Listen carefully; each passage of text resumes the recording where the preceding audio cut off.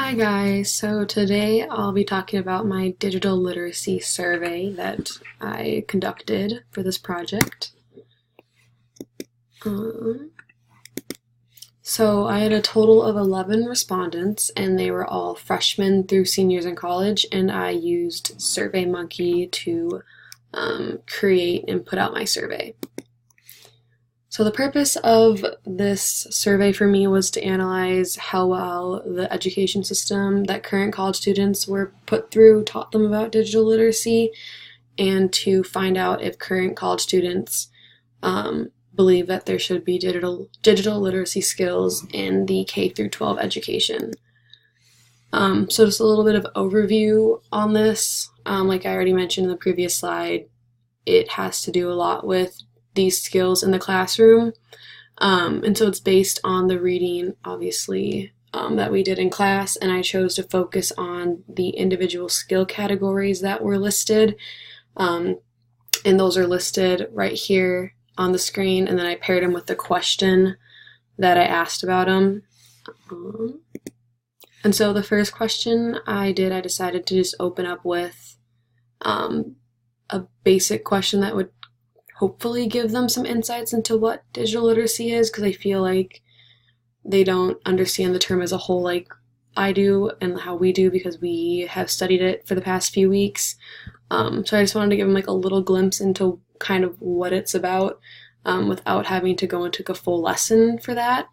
So I just asked if it's important for students to know how to use computers, navigate the internet, find information and evaluate it, understand some privacy and security rights, and just how to like handle and behave themselves on these platforms. And so I just gave them, I have the scale below of that they can choose just one, and most, or actually everyone, agreed or strongly agreed. And then so now I start diving into the skill sets that were listed in the reading. And so these are for questions 2 through 8. I had like a statement at the top of the survey, and it just says, how well were you prepared in your K through 12 education for the following skills? And then I just listed all 8. So the first one is ethics and empathy, and so it's just about how to like behave yourself kind of online, making some decisions and like dealing with cyberbullying. And so the scale is there below. And then, so a moderate amount and a little were the two highest, or they're tied for like the highest amount of votes. So that's that one. And then, so privacy and security. Like I said, I opened with the same statement. So it's just managing your privacy and security online, knowing when to share personal content, like kind of looking out for some threats that are asking you to give your password, and just having like that common sense aspect that maybe younger kids don't necessarily have or understand. And so 7 out of the 11 respondents said that they had learned a great deal about that, or a lot about that. So it looks like most of them understand or have learned these throughout the years. So 4 just talked about using online spaces as a way to be like an interactive and engaged citizen, and that didn't receive many positive responses, I guess, because not a lot of kids kind of understood, or students I should say, understood that when they're going through their K through 12 education. Maybe they learned that more as being an adult, because I feel like this applies more to older people, because as a 3rd grader, probably I'm not going to be going online and, trying to see what's going on in the world and voicing my opinion. So that might be why that one kind of scored so low. And then the next one's on digital health, dealing with issues that come with internet, like body image issues. I know the reading mentioned like sexuality for some kids, that can be tough for them, managing screen time and balancing your online and offline lives. The responses were they kind of learned a little bit about this, and when I was thinking of my personal experience, when I was in like kindergarten, 1st, 2nd, 3rd, 4th, 5th grade, I think I got my first phone in like 5th grade, but it wasn't an iPhone. Like I was still playing outside and having an addiction per se to the internet and like these devices wasn't really a thing for us. So that might be why they don't know like a lot about these issues, just because they didn't maybe pertain to our generation growing up. But definitely now, since kids are so young, getting like these phones and are kind of creating these digital footprints so much sooner, this would definitely probably be more applicable to younger kids. If I were to like talk to high school students, like my little brother, he might have learned more about this than I did. So the next one's about consumer awareness, just being aware of like advertisements and like branding messages that can be pretty actually hard to find and figure out. You know, as like a journalism major, we talk a lot about media ethics, and there have been like a lot more rules and regulations placed on advertising to younger kids and children. I actually think it's probably illegal, but there are still some loopholes that companies go through, and even just like hidden advertising that are banner ads but look like news articles. It's out there, and it's kind of hard to figure out even as an adult. So I think that's also really important to kind of teach these kids. So the next one is finding and verifying. So just scouring the internet for information for both school and personal purposes, and like finding solid sources like that aren't a blog written by someone who's super biased. You're going and finding like academic articles, peer-reviewed articles, or trusted sources.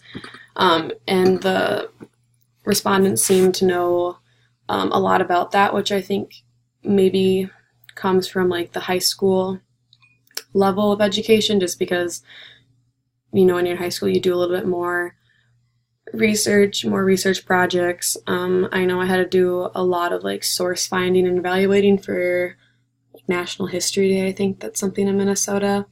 So that makes sense why that would be so high. And I think these are some skills that you learn later on in life. But for personal uses, it would be beneficial to teach kids younger how to do these, like search the internet, like a proper way to find right sources for them.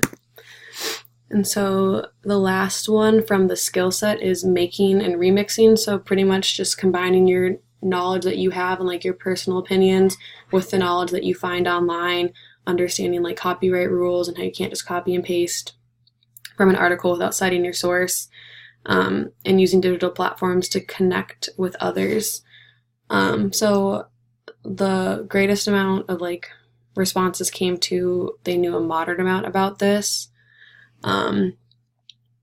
which is kind of maybe not what I expected. I figured they'd know like a lot more, just because we're hounded about plagiarism and you know, paraphrasing and how to do it properly and how to cite your sources and all this kind of stuff. Definitely in high school and in college. I know I didn't ask about these skills in college, but I thought that'd be a little bit higher.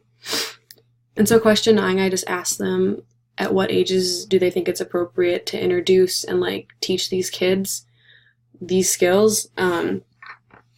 So I let them pick all that apply, which maybe wasn't the best way to do that. Probably should have them like select just one or write in what they thought. But majority believed that like 6th and 7th grade is a solid place to start, which I can agree with. Only like 4 people, or like there was 4 votes for like starting in 2nd and 3rd grade, and only 2 for kindergarten and 1st. And I can see the argument for why kindergarten and 1st grade maybe not, just because I mean these kids are so young. Do we really want to start getting them into the groove of computers, technology, the internet, and all of that? But I think there probably are definitely some ways to like bring it down to their level, make it more kid friendly, and incorporate some lessons that can help them out.